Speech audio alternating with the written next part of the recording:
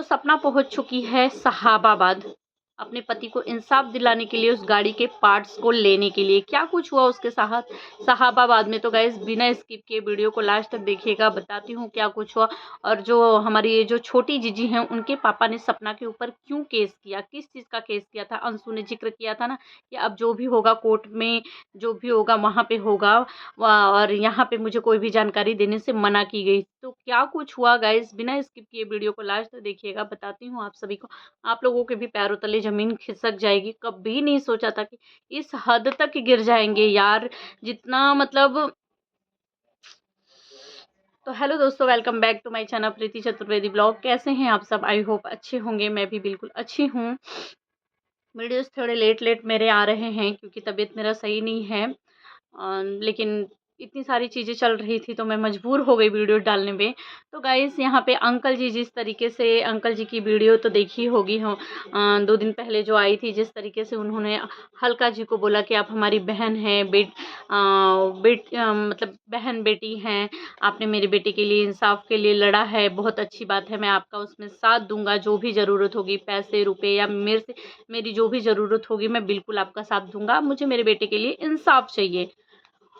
उनकी भावनाओं का कद्र भी किया हमने। बहुत ज़्यादा तकलीफ़ भी हुई अंकल जी को ऐसे सुन कर के कि मतलब इस तरीके से अपने बेटे के इंसाफ के लिए बोल रहे हैं, क्योंकि जिस तरीके की बातें अंकल जी ने की थी ना कि मेरी पूँजी, मेरी प्रॉपर्टी, मेरा सब कुछ तो मेरे दोनों बेटे ही थे, जब वो चले गए तो पैसे रुपए इन सब चीज़ों का क्या है, मुझे कुछ भी नहीं चाहिए करके, जो भी है वो मेरी पोतियों का ही है।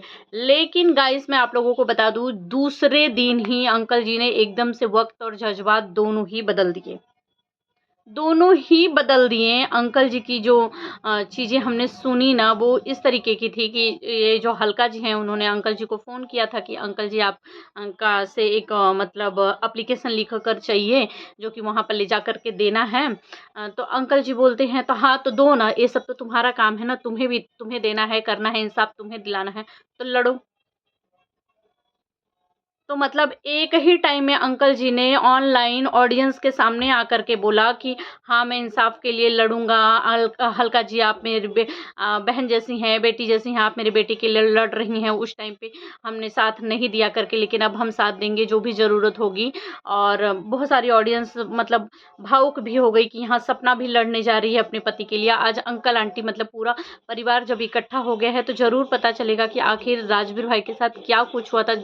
बोलते हैं ना, देर आया दुरुस्त आया। चलो उस समय नहीं पता चला, कम से कम अब तो पता चल जाए। लेकिन उसके थोड़े ही देर बाद अंकल ने वक्त जज्बात दोनों ही बदल दिया। आप कहो तो अंकल जी पीछे हट गए, उनको नहीं लड़ना कोई केस, कुछ नहीं करना है। उन्होंने बिल्कुल से साफ साफ मना कर दिया है कि मतलब उनको इसमें नहीं पड़ना, ना उनको गाड़ी का पार्ट्स देना है, ना कोई एप्लीकेशन देना है, ना मतलब पुलिस के या किसी भी चीज़ों को बुलाने पर उनको जाना है, उनको कुछ भी नहीं करना है। तो मतलब एक तरीके से अंकल जी को अपने बेटे को इंसाफ दिलाना है, पर उनमें उनको कोई मेहनत नहीं करना है। मेहनत आप करो, इंसाफ अगर दिलाना है तो आप दिलाओ। मैं ऑडियंस के सामने आकर के बोल दिया, बस उसके आगे की कहानी ख़त्म। उसके आगे मुझे उसमें कोई मेहनत नहीं करना। तो ऐसे नहीं हो सकता है अंकल जी, अगर आपको इंसाफ दिलाना है, आज सपना खड़ी है अगर अपने पति को इंसाफ दिलाने के लिए, तो जिस तरीके से आपने कहा ना कि मेरे बेटे मेरे पूंजी थे, प्रॉपर्टी थे, इस इमोशनल, इस भावनाओं की हम बहुत ज़्यादा कद्र करते हैं। बहुत ज़्यादा तकलीफ़ हुई आपको ऐसी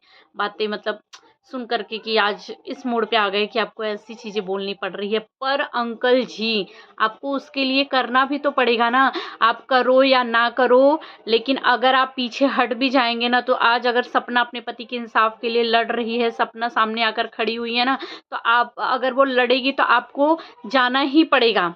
जहाँ पुलिस बुलाएगी, जहाँ वकील बुलाएँगे, जहाँ पूछताछ करना पड़ेगा आपको। अगर आंटी जी को बुलाएगा तो आंटी जी को जाना पड़ेगा। हमारी छोटी जीजी जी हैं या उनके परिवार से कोई है, क्योंकि छोटी जीजी जी तो उसी घर में उस दिन उस टाइम पे मौजूद थी करके। उनके जो पापा हैं, भैया हैं, मतलब जिनको भी पुलिस बुलाएगी, जो भी इतनी सारी चीज़ों में रहे हैं, उन सबको जाना पड़ेगा, आप चाहें या ना चाहें करके। पर आपसे ऐसी उम्मीद नहीं थी कि आपने यहाँ कैमरे के सामने कुछ और बोला और ऑफ कैमरा कुछ और चीज़ें बोल दिया। अब क्या कुछ था, अंकल जी किस चीज़ों से डरे गाइस? मुझे ऐसा लगता है कि अंकल जी को कहीं न कहीं सोशल मीडिया की चीज़ें कुछ-कुछ समझ में आने लगी हैं। उनको ये समझ में आ गया है कि यहाँ पे जो है सिर्फ कॉल रिकॉर्ड किया जाता है। अगर मैं इनसे बात कर रहा हूँ क्योंकि हल्का जी जो हैं वो भी कम नहीं है करके आखिर रिकॉर्डिंग उनकी रिकॉर्ड कर ही ली और सपना तक पहुँचा दी। सपना ने जो 2 लाइन थे अंकल जी की जो कि सुनाई, क्योंकि अब यहाँ पे यार सब चीज़ों पे ना बिना सबूत के कोई किसी पे विश्वास ही नहीं कर रहा है। अगर सिर्फ सपना बताएगी तो सपना पे लोग विश्वास नहीं करेंगे। कुछ लोग जो है ना वो बोलेंगे अरे ये तो झूठ बोल रही है, झूठ बोल रही है, ऐसी नहीं ऐसी चीज़ें हुई, हमें तो ऑफ कैमरा ऐसी चीज़ें। इसलिए सपना ने क्या किया, सबूत के साथ सुना दिया कि ये देखो ससुर जी ने इस तरीके की चीज़ें बोली हैं। लेकिन सपना लड़ रही है, सपना तुम लड़ो, हम सब तुम्हारे साथ हैं यार। कोई बात नहीं, कुछ लोग अगर पीछे हट जाते हैं या नहीं लड़ना चाहते, अगर ज़्यादा से ज़्यादा लोग तुम्हारे साथ हैं, तुम्हारा हौसला बन के हम खड़े रहेंगे। जब भी हमारी ज़रूरत पड़ेगी तब हम तुम्हारे साथ हैं, क्योंकि हमें भी जानना है कि आखिर क्या कुछ हुआ था राजवीर भाई के साथ। और अब यही है कि अ, अंकल जी तो पीछे हट गए। अंकल जी से ऐसी उम्मीद नहीं थी यार, यहाँ पे आकर के सोशल मीडिया पे इतनी बड़ी बातें बोल दी। अब क्या कुछ हुआ, और कुछ बातें हुई थी या हल्का जी अंकल जी साथ मिलकर बातें करना चाहते, क्योंकि हल्का जी जो है वो उनका कहना है कि ये लोग चाहते हैं, ये लोग मुझे बुलाना चाहते हैं कि मैं इनके बुलाए जगह पर जाऊं और वो लोग मुझे कर दें। तो आप लोगों को क्या लगता है गाइस, अंकल क्या ये लोग इतने बड़े हैवान हैं कि मतलब कुछ भी कर देंगे एक इंसान का?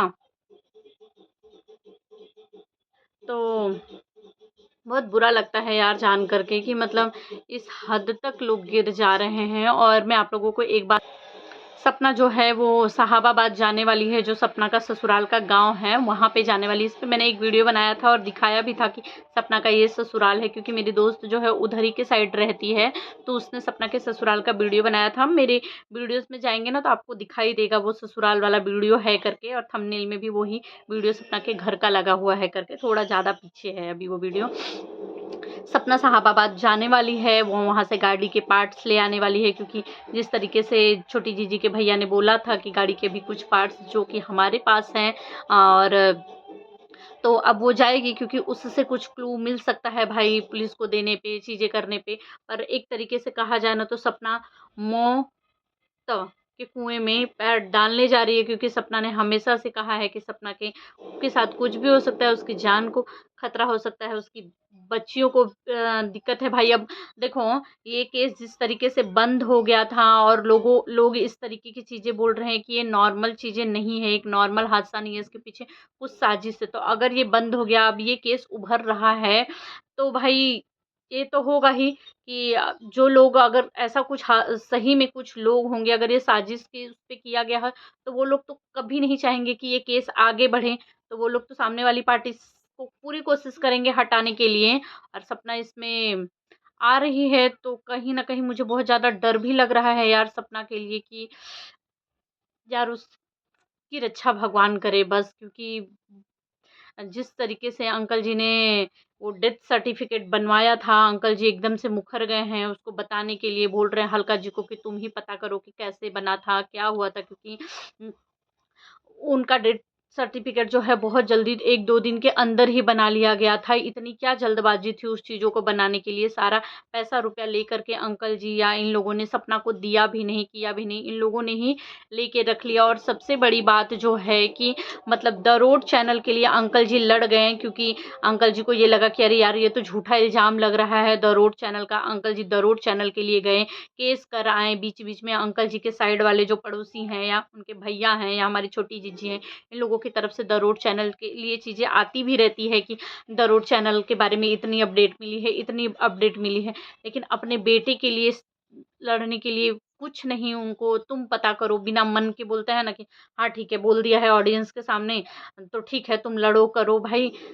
पैसे रुपए दे देने से ही सब कुछ नहीं हो जाता है, उसमें मेहनत, उसमें अपना पूरा वो डालना। अब जो 2 साल से केस बंद है उस पे फिर छानबीन करवाना, चीज़ें भाग-दौड़। सपना ने बताया ना कि सपना बहुत ज़्यादा दौड़ रही है 2 दिन से, दिन-दिन भर गायब रह रही है, आ रही है, खा रही है, पी रही है, फिर यहाँ जाना है, वहाँ जाना है, तो कितना भागम-दौड़ी है।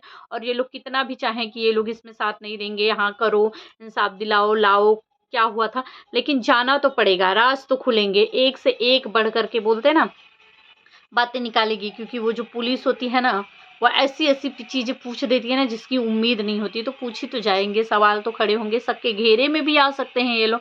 तो गाइस आप सब क्या कहना चाहेंगे कमेंट में ज़रूर बताइएगा। और बहुत सारी चीज़ें हैं जो ऑफलाइन चल भी रहा है, पर सोशल मीडिया पे जो है अभी इन्हीं सारी चीज़ों की चर्चाएँ हो रही है। कुछ लोग बोल रहे हैं अंकल आंटी सही हैं, सपना गलत है, कुछ लोग बोल रहे हैं छोटी जीजी सही है, ये गलत है, वो गलत है। यहाँ पे तो सिर्फ गलतियाँ निकाल रही हैं। कुछ लोग ये भी बोल रहे हैं कि कुछ अंधभक्त हैं। मुझे गाइस एक चीज़ नहीं समझ में आता कि मैं इतनी बड़ी अंधभक्त कैसे बन गई यार सपना की। तुम ही बताओ सपना, तुमने ऐसा क्या कर दिया कि मतलब इतने बड़े अंधभक्त बन गए कि हमारे अंदर इतनी सारी कमियां, इतने सारे अवगुण निकाले जा रहे हैं, बताए जा रहे हैं, लेकिन फिर भी उसके बाद हमारी आंख खुल ही नहीं रही। हम ऐसा अंधभक्त हो गए हैं कि मतलब सच्चाई देख के भी हम उसे इग्नोर कर रहे हैं। हम इतने बड़े अंधभक्त हो गए हैं तुम्हारे। तो गाइस और भी मेरे जैसा कोई सपना का अंधभक्त है तो प्लीज कमेंट करके जरूर बताइएगा, और बताइएगा इस सपना के माया जाल से हम कैसे निकले, कैसे हम सच्चाई देखें सपना की, और सपना का अंधभक्ति छोड़ करके हम जीजी की भक्ति के साइड भागे। तो प्लीज कमेंट में जरूर बताइएगा। जस्ट जोक था तो